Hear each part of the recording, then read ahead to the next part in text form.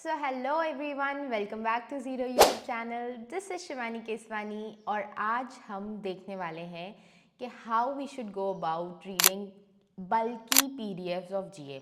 जीए आपको पता है बहुत इंपॉर्टेंट रोल प्ले करता है। धीरे धीरे करके हर एग्ज़ाम में, हर बैंक एग्ज़ाम में इसका रोल बढ़ता जा रहा है। तो क्या जीए छोड़ना रहेगा या थोड़ा बहुत पढ़ के काम चलाना रहेगा? तो नहीं, हमें जीए अच्छे से पढ़ना होगा और उसी तरीके से पढ़ना होगा जिस तरीके से एग्ज़ाम में क्वेश्चंस पूछे जाते हैं। और मैं आज आपको वही तरीका बताने वाली हूँ कि किस तरीके से आपको जीए को पढ़ना है और किस तरीके से रिवाइज करना है जिससे कि आप ज़्यादा से ज़्यादा स्कोर कर पाए मेरी तरह। ठीक है, मैंने भी बहुत अच्छा स्कोर करके रखा है। अब आप में से कई सारे लोग बोलेंगे कि उस टाइम पे मैम पेपर इजी आता था, अब पेपर टफ आता है। तो ऐसा कुछ भी नहीं है। पेपर उस टाइम पे भी टफ आता था और मैंने मल्टीपल एग्जाम्स निकाले हैं, यहाँ तक कि आरबीआई ग्रेड बी का भी फेज 2 निकाला है। तो I am not lying to you. ठीक है, तो मैं अच्छी तरीके से आपको बताऊंगी कि किस तरीके से कौन सी न्यूज़ को आपको प्रायोरिटाइज करना है। Okay, so let's get started without any further delay. तो सबसे पहले तो यहाँ पे हम देख लेते हैं कि हमारे पास कौन कौन सी न्यूज़ आती है। ये मैंने मंथली पीडीएफ खोल रखा है, ठीक है, जून का। तो आप देख सकते हैं यहाँ पे नेशनल अफेयर्स है सबसे पहले तो, जिसमें कैबिनेट अप्रूवल्स हैं, लॉन्चेस हैं, फेस्टिवल्स हैं, दूसरी न्यूज़ेस हैं। फिर आपका स्टेट न्यूज़ आ जाता है, गवर्नमेंट स्कीम्स आ जाती है जिसमें सेंट्रल स्टेट दोनों हैं। फिर international affairs, visits, banking and finance news. भाई साहब ये जो है ना हमारे लिए सबसे ज़्यादा इम्पॉर्टेंट है।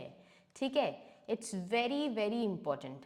अब इसमें भी सबसे ज़्यादा इम्पॉर्टेंट क्या हो गया है? RBI in news. भाई साहब बहुत ज़्यादा इम्पॉर्टेंट है हमारा आरबीआई इन न्यूज़ और सबसे पहले हमें यही पढ़ना है। सबसे ज़्यादा प्रायोरिटी हमें इसी को देनी है। ठीक है, तो आरबीआई न्यूज़ से हम स्टार्ट करेंगे। अभी मैं आपको पढ़ना भी दिखाऊंगी, पहले मैं आपको प्रायोरिटी बता देती हूँ कि किस तरीके से आपको पढ़ना है। ठीक है, तो सबसे इंपॉर्टेंट क्या हो गया? बैंकिंग एंड फिनेंस न्यूज़ हो गई, जिसमें हम आरबीआई न्यूज़ से स्टार्ट करेंगे, फिर बैंकिंग न्यूज़ करेंगे, फिर SEBI, loans issued, agreements and MOU sign, दूसरी बैंक न्यूज़ और फिनेंस न्यूज़, ये हो गया। उसके बाद हम करेंगे इकोनॉमी एंड बिजनेस न्यूज़। ठीक है, जो हमारा इसका सेकेंड पार्ट ही है, ये करेंगे। इसके बाद क्या इंपॉर्टेंट रहता है? तो इसके बाद हमारा इंपॉर्टेंट है इंडेक्स एंड रैंकिंग। ठीक है, तो इंडेक्स एंड रैंकिंग वगैरह जो है वो हमारा थर्ड प्रायोरिटी आ जाता है। ठीक है, इसके बाद अपॉइंटमेंट्स एंड रेजिग्नेशन। भाई एक ही क्वेश्चन पूछा जाता है, वो भी पक्का नहीं है कि पूछा जाएगा, छोड़ दो इसको। आई वुड से छोड़ दो, क्योंकि ये देखो, ये अपॉइंटमेंट्स एंड रेजिग्नेशन वाला पार्ट है, इसके आपके पास लगभग 18 पेज है। एक महीने के 18 पेज, 6 महीने में लगभग 100 प्लस पेजेस आपके आ जाते हैं। 100 पेजेस आप करोगे अपॉइंटमेंट्स एंड रेजिग्नेशन के, उसका एक क्वेश्चन आएगा, वो भी पक्का नहीं है, तो क्या मतलब? इसीलिए इसको छोड़ दो। ठीक है, अवार्ड्स रिकग्निशन से भी नहीं पूछा जा रहा है आजकल, एक्विजिशन मर्जर से भी नहीं पूछा जा रहा है। इसके बाद जो इंपॉर्टेंट चीज़ आ जाती है वो है हमारी गवर्नमेंट स्कीम्स। ठीक है, वो भी हमारी सेंट्रल गवर्नमेंट स्कीम्स। ठीक है, स्टेट की पूछी नहीं जाती है ज़्यादा। फिर हमारे लास्ट में नेशनल अफेयर्स आ जाते हैं, जो थोड़ा बहुत हमें बहुत ही सरसरी निगाहों से देख लेना है। ठीक है, तो ये मैंने आपको पूरा बता दिया कि कहाँ कहाँ से क्वेश्चंस पूछे जाते हैं। जो चीज़ें मैंने नहीं बताई ना, जैसे आपका स्टेट न्यूज़ हो गया, आपका इंटरनेशनल अफेयर्स हो गए, विजिट्स हो गई, ये उतना इंपॉर्टेंट नहीं है, इसलिए मैंने नहीं बताया आपको। आगे बढ़ते हैं, science and tech, defence, sports, obituaries, books and authors नहीं पूछे जा रहे हैं आजकल। भाई नहीं पूछे जा रहे हैं। ठीक है, तो देखो यहाँ पे मैं वीकली पीडीएफ में आपको बता देती हूँ कि वीकली पीडीएफ कैसी दिखती है। यहाँ पे नेशनल अफेयर्स दे दिए। ठीक है, ये फर्स्ट वीक की पीडीएफ है और यहाँ पे आपको लगभग 33 पेज मिलेंगे। तो ये पूरी इन्होंने कंप्लीट करके दे दी। अब इसी का जो आपका हैंड रिटन वर्जन है, ये सबसे ज़्यादा इंपॉर्टेंट है। ठीक है, तो ये आप देख लो पहले, ये रहा। ठीक है, ये रहा हैंड रिटन वर्जन। तो जो भी आप न्यूज़ पढ़ोगे ना, तो हमें क्या नोट्स बनाने नहीं आते। मैम नोट्स कैसे बनाए? नोट्स ऐसे बनाए जाते हैं, देख लो। नरेंद्र मोदी जी ने इनॉग्रेट किया है centenary celebrations of Acharya Vidyanand ji Maharaj. Organise किसने की है? एमओसी, मिनिस्ट्री ऑफ कल्चर, भगवान महावीर अहिंसा भारती ट्रस्ट ने। ठीक है, इस तरीके से इन्होंने ये शॉर्ट नोट्स बना लिए। फिर ऑनर्ड विद धर्म चक्रवर्ती टाइटल बाय जैन कम्युनिटी, ये हो गया।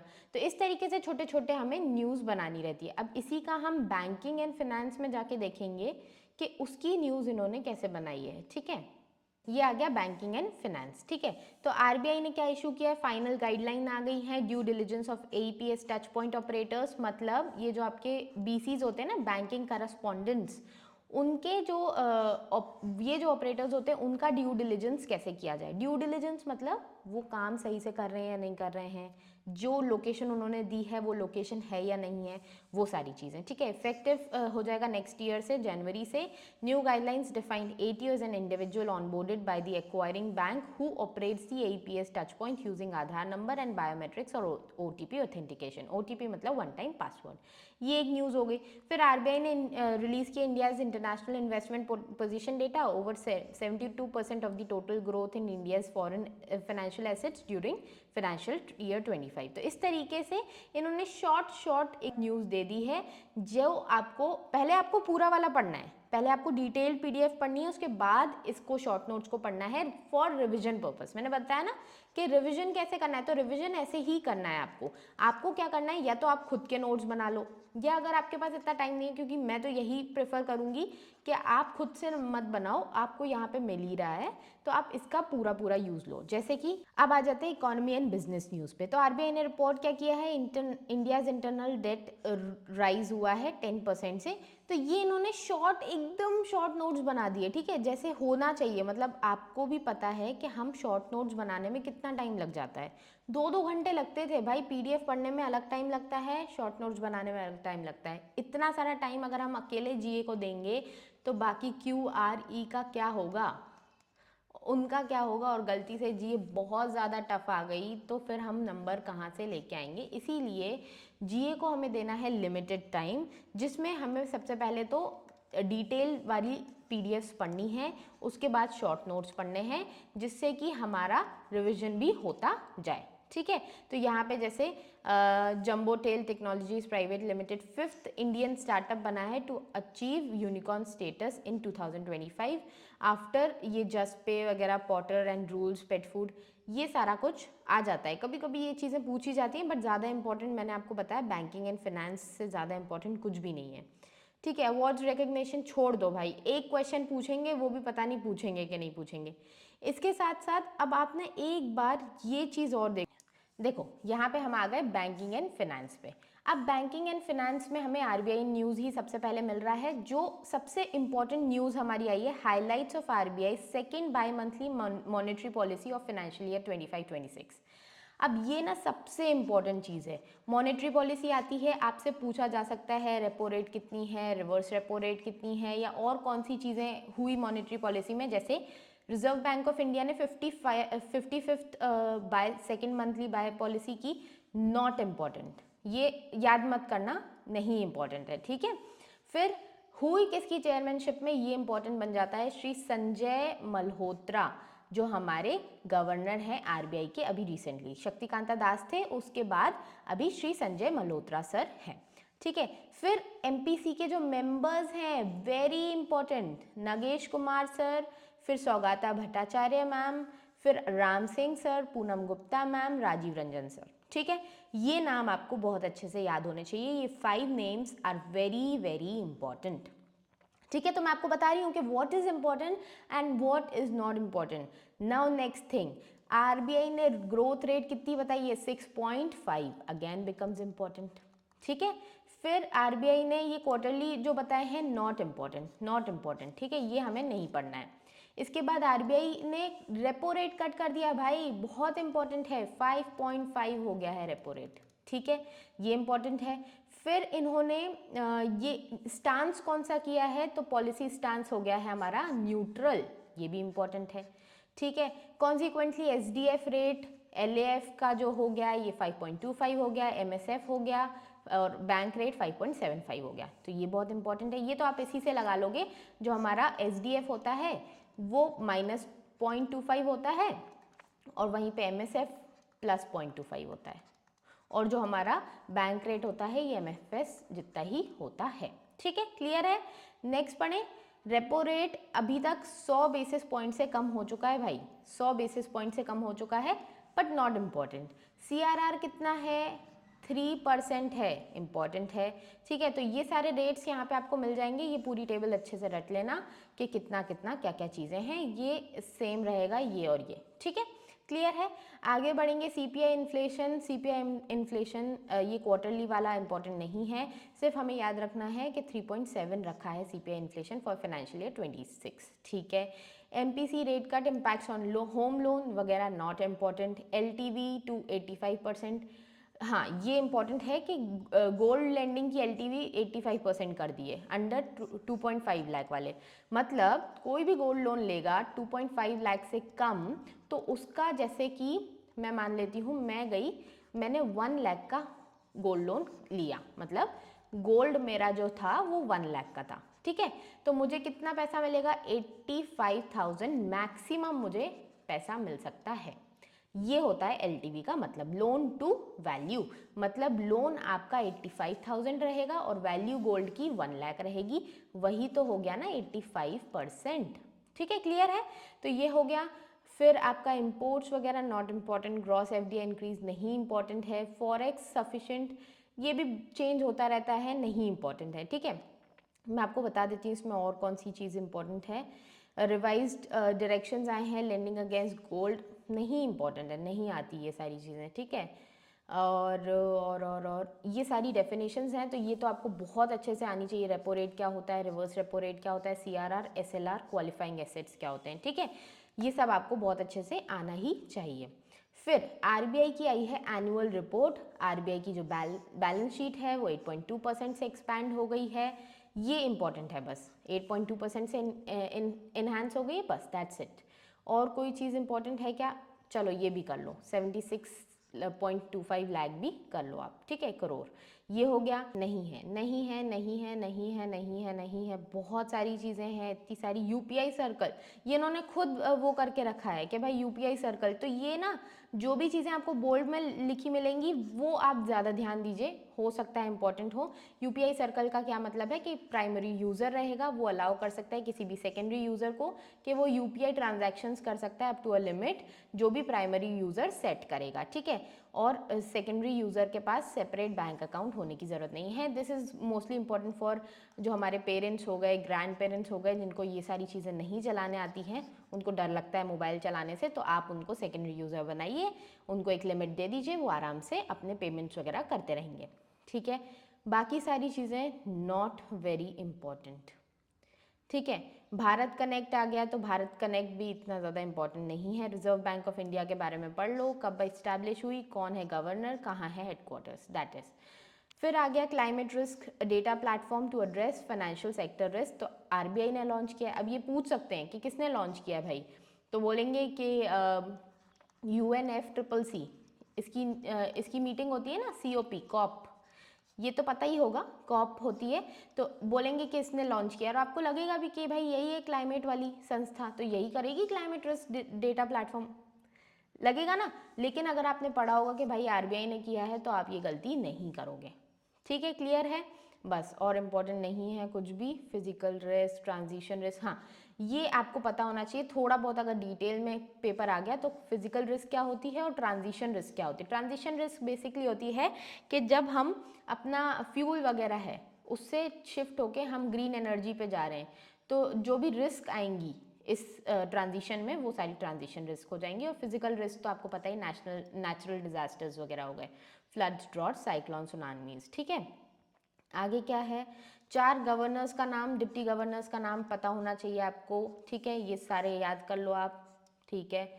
इसके बाद आपका और क्या इम्पोर्टेंट है, और क्या इम्पोर्टेंट है, ये सारी चीज़ें इंपॉर्टेंट नहीं हैं आपके लिए, ठीक है। तो समझ में आ रहा है ना कि किस तरीके से ये scheduled bank status to Vishweshwar Sahakari bank limited, इतना ज़्यादा इंपॉर्टेंट नहीं बनता है, बट फिर भी आप याद रखो कि इसको स्टेटस मिल गया है।